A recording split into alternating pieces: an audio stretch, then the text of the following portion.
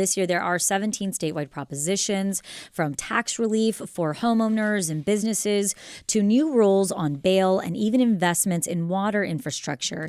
These constitutional amendments could shape the future of Texans in big ways, both in your wallet and in your community. To help us make sense of what's on the ballot and what's at stake, we're joined today by Mark Jones, political science professor at Rice University. Mark, welcome to Hello Houston. Oh, thanks for having me on. And if you would like to join the question, if you have a question or a comment, I said if you want to join the question. The conversation. A conversation.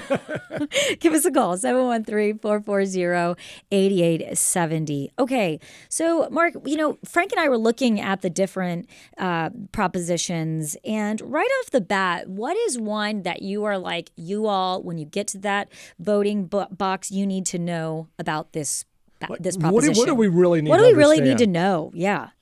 Well, I think the first thing to start off with is going back to the constitutional process through which these amendments are placed on the ballot. That requires a 2/3 vote in the Senate and a 2/3 vote in the House. That means that when these get on the ballot, there's usually a strong level of consensus behind them. That is, you have both strong Democratic support as well as strong Republican support for these amendment items. So it's tough for anything that's really controversial, generally has a tough time getting on the ballot simply because it gets blocked at the legislative process. I think if we're looking over these and thinking about what are the ones that we really want to focus in on. I think some of them are related to say taxes, particularly homestead exemption. So the one that I think is going to catch a lot of people's eye and probably has the biggest impact on them personally and directly is Proposition 13, which increases the exemption for residential homesteads for school district or ISD taxes, which are the biggest taxes, from $100,000 to $140,000. Okay. So that means effectively for everybody will pay taxes on $40,000 less of their house moving forward if this passes. And that's one of the ones that I think most people, if they're thinking about, how does this affect me directly? That's the one that's going to affect the most people in the broadest way. So, Mark, I know that you're not a Harris County commissioner, but it seems like we always get these reductions in property tax, but then they just go and reassess our property to be worth more, so that in the end of the day, we really don't get a break. True or false? That's been one of the issues we've faced with Harris County, and that's where the state legislature, particularly Senator Paul Bettencourt and Lieutenant Governor Dan Patrick, have been trying to close some of the loopholes that historically places like Harris County have used to increase taxes. For instance, most recently, they use what's often referred to as the barrel loophole that allows you to go above the normal level without getting voter approval if you have a natural disaster, something the legislature is working on closing. But I think that was one of the issues that we saw in Commissioner's Court most recently, where we saw a real split between Commissioner Ellis and especially County Judge Hidalgo, who wanted to significantly raise people's taxes, and a rejection of that by Commissioners Briones, Garcia, and Ramsey, who blocked that move. But certainly that's been, I think, the sensation that many have had in Harris County. That is, the state legislature and the governor work to reduce taxes, but then when it gets down to the county level, the county finds a way to increase the taxes. And it's the same sometimes with the ISDs, although they have greater constraints placed on them.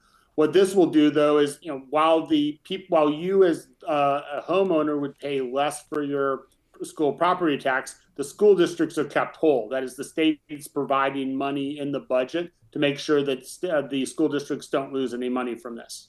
So, Mark, one of the propositions that popped out to me immediately was Proposition 15, and that's codifying parental rights.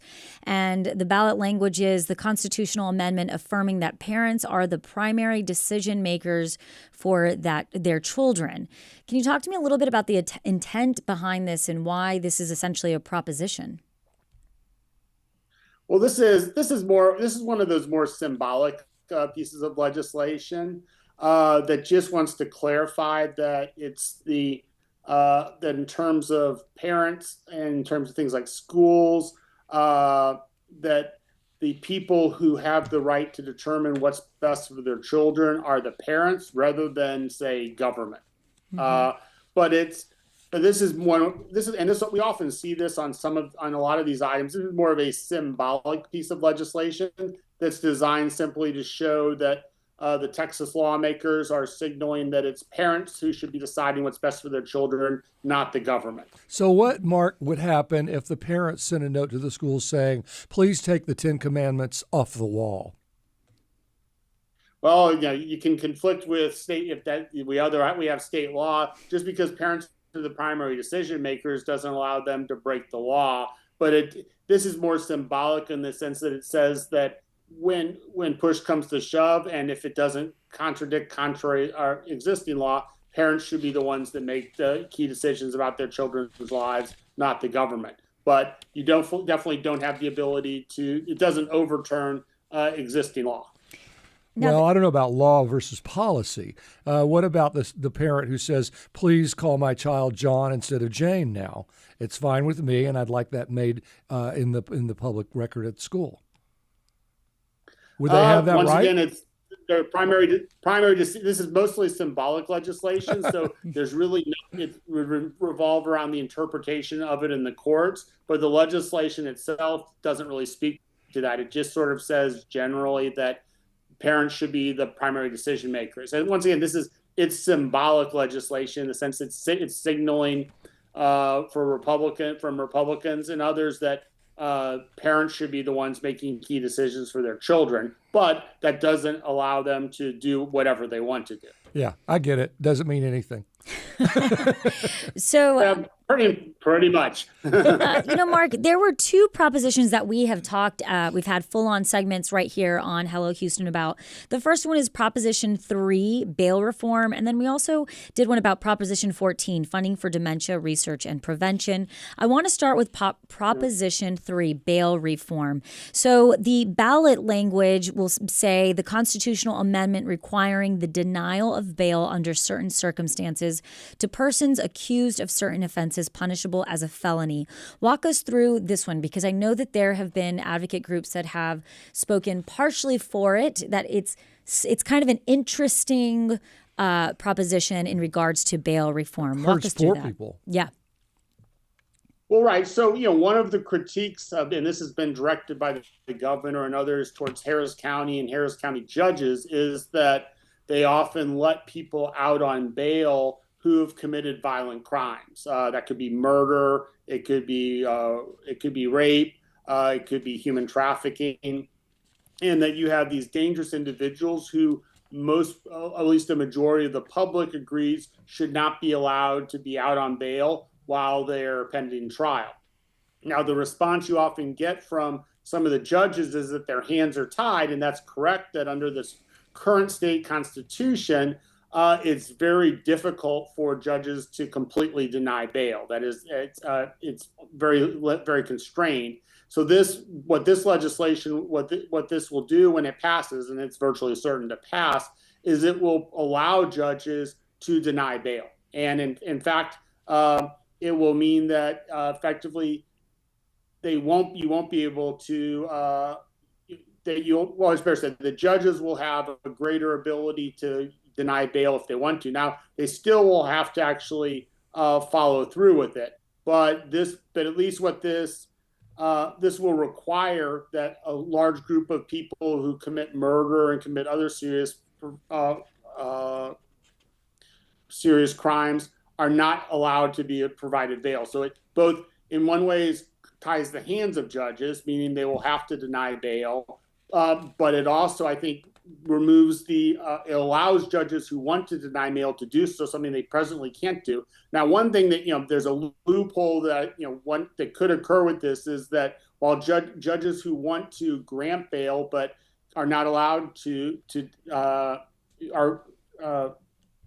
I guess one way to think about it is that the judges will have to, judges who are denying bail presently will have that ability to do so in a way that's greater than under the current legislation. So it should result in fewer individuals who have committed serious crimes being out on bail, which is something that many have criticized Harris County judges for. And those judges have often responded saying, hey, we can't deny bail because it's in the state constitution. Now, the fear, though, is that we'll get more people denied bail who have been charged with these crimes, but actually haven't been convicted of them.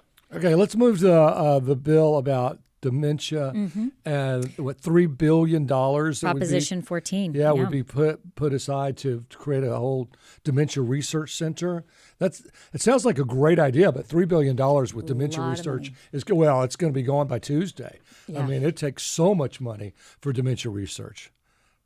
That's a so good Mark, well, what do you this think? follows the model. Yeah, this follows the model of the very successful CPRIT, the Cancer Research and Prevention Institute of Texas, where state money was used to jumpstart cancer research via CPRIT. This was a policy that was very important to the Lieutenant Governor Patrick, and so he was one of the people that heavily pushed it through to provide this money. And the goal of it is or at least the idea is that while in and of itself it's not going to fund all of the research, it will jumpstart it and allow Texas and Texas medical schools and other research institutes to leverage the money they can get from DPRIT, the Dementia Prevention and Research Institute of Texas, and leverage that to get other money, say from the federal government or from foundations, to study dementia, Alzheimer's, Parkinson's, and other disorders. Okay, quick on Proposition 6. That's the securities tax ban that's going to prevent the state from creating new taxes on securities transactions like stock trading. And obviously, this is so we can have our own stock market open in Texas. Do you have an opinion on that? Do you think it's a good idea for Texas to have its own stock exchange? Well, I mean, I think it's part of Texas. It's the idea there's creating your own stock exchange and then it's making it function. But there's no natural right that, say, New York has for the New York Stock Exchange or Chicago has for the NASDAQ. Those are more historical artifacts that were created long ago. So if there's market forces that want to see a Texas stock market, the legislature, it is important for the legislature to at least create the legislative vehicles to allow it to be successful if there is private demand for it. That doesn't mean that's going to be the case. For instance, the gold depository that was authorized several years back has never really come to fruition, and there's no guarantee that a stock exchange would as well. But the legislature is, by passing this type of legislation and putting it into the Constitution, clearing the way for the potential for a stock exchange to form by removing one of the potential barriers to it being operational here in the Lone Star State. Yeah. Mark, when we look at the 17 statewide propositions, what is the likelihood some of these won't pass, and which propositions do you think will not pass? I mean, that's a tough one. I mean, by and large, I think the best, if you're betting, you would say that they all are going to pass. But if they're going to fail, I think it's probably going to be one of the ones that is seen as using funds and giving public money to do something. And that could be Proposition 1 that gives money to the Texas State Technical College system. It could be Proposition 4 that creates a water fund. Or it could even be the DPRIT, although that's less likely, the ones that could fall, because those are places where effectively tax money is being targeted to a specific activity, whether it's dementia research, funding for state technical colleges, or funding for water funds. But right now, we're not seeing any really organized campaigns against these propositions. And I suspect, or if people at the Texas State Technical College or in the medical schools or in various water-related boards are doing their job correctly, they should be monitoring this with public opinion research to know if their potential propositions in danger or not. The reality, though, it is difficult to poll on this topic because fewer than 1 in 10 or only around 1 in 10 registered voters will actually turn out to vote in this election. Wow. We'll actually have a slight spike in turnout here in Harris County simply because of the special election in Congressional District 18. But by and large, turnout in these elections is historically very low across the state. In many counties, it'll be the only thing on the ballot. And other places like Harris County, it's the most notable thing on the ballot. And none of these 17 issues are really going to drive that many people to turn out to vote. Although specific groups, say in the water realm or at the Texas State Technical Colleges, I'm sure encouraging all of their constituents to mobilize and go out and support just to be on the safe side. And you never know, because while it looks straightforward, sometimes some of this language can sort of give voters pause when they're in the ballot box reading it, which is the first time that many of them will take a look at it. Right. And if something in the language is just they don't trust, or they strikes them as sort of askew, that could cause the proposition to fail. We had one related to judicial retirement age that failed 2 years ago simply for that reason. It wasn't because of a real campaign against it. It was just that voters didn't quite understand what was going on with it. And if they don't understand, they're more likely to vote no than yes. Mark, we did get a couple of questions through text. Yeah, one text, bail reform. So now the norm will be guilty until proven innocent, incarcerated until acquitted. How long until there's creep in this so other less serious offenses are also denied bail? That's from CK in Magnolia. Do you think that would happen, Mark, that we end up seeing even less serious offenses not being allowed bail money? Well, there was actually another constitutional amendment proposal that barely failed that would have effectively prevented bail for undocumented immigrants who are charged with committing less serious crimes. So that not only is theoretical, but it also is potentially possible.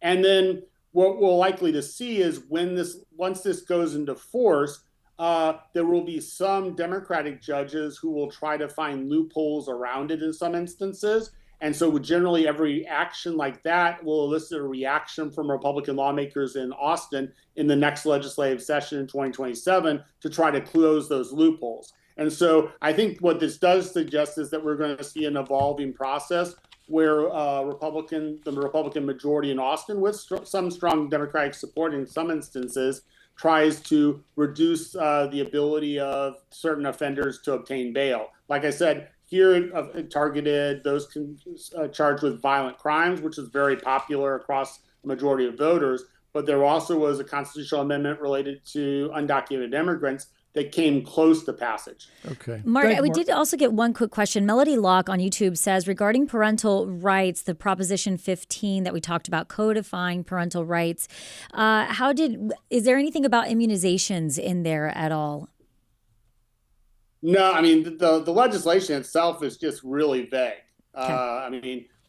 It's like I said, this was more just sort of codifying broader U.S. constitutional rights in the Texas Constitution that parents have the primary responsibility for their children. There isn't really much in terms of specifics related to it. And that's sort of it's similar to some other things that we had on the ballot. There's one that sort of only U.S. citizens can vote that are also sort of just sort of symbolic legislation more than anything else.